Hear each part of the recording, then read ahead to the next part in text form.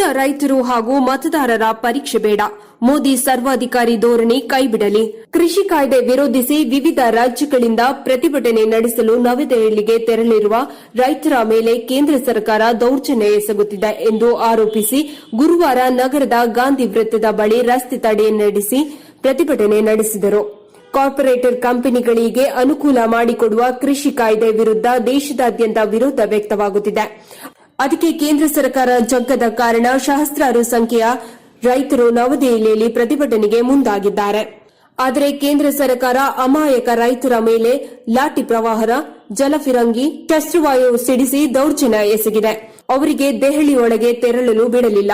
ಇದು ನರೇಂದ್ರ ಮೋದಿ ಸರ್ಕಾರದ ಸರ್ವಾಧಿಕಾರ ಧೋರಣೆ, ಉದ್ದಟತನದ ಪರಮಾವಧಿ.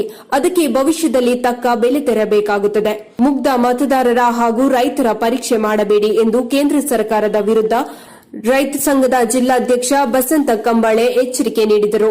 ಕೃಷಿ ಕಾಯ್ದೆ, ಅಗತ್ಯ ವಸ್ತುಗಳ ತಿದ್ದುಪಡಿ ಕಾಯ್ದೆ, ವಿದ್ಯುತ್ ತಿದ್ದುಪಡಿ ಮಸೂದೆ, ಕಾರ್ಮಿಕರ ವಿರೋಧಿ ಸಂಹಿತೆ ಕೂಡಲೇ ಹಿಂಪಡೆಯಬೇಕು. ಬೆಂಬಲ ಬೆಲೆ ನಿಗದಿಪಡಿಸುವ ಡಾ ಎಂಎಸ್ ಸ್ವಾಮಿನಾಥನ್ ನೇತೃತ್ವದ ಕೃಷಿ ಆಯೋಗದ ಸಲಹೆ ಜಾರಿಗೆ ತರಬೇಕು.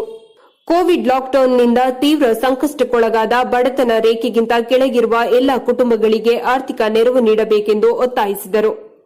ಮಹಿಳೆಯ ಮೇಲೆ ಬಿಜೆಪಿ ಶಾಸಕ ಸಿದ್ದು ಸವದಿ ಹಾಗೂ ಬೆಂಬಲಿಗರಿಂದ ದೌರ್ಜನ್ಯ ಎಸಗಿರುವುದನ್ನು ರೈತ ಸಂಘವು ಖಂಡಿಸುತ್ತದೆ ಎಂದು ಜಿಲ್ಲಾಧ್ಯಕ್ಷ ಬಸಂತ ಕಂಬಾಳೆ ಆಕ್ರೋಶ ವ್ಯಕ್ತಪಡಿಸಿದರು.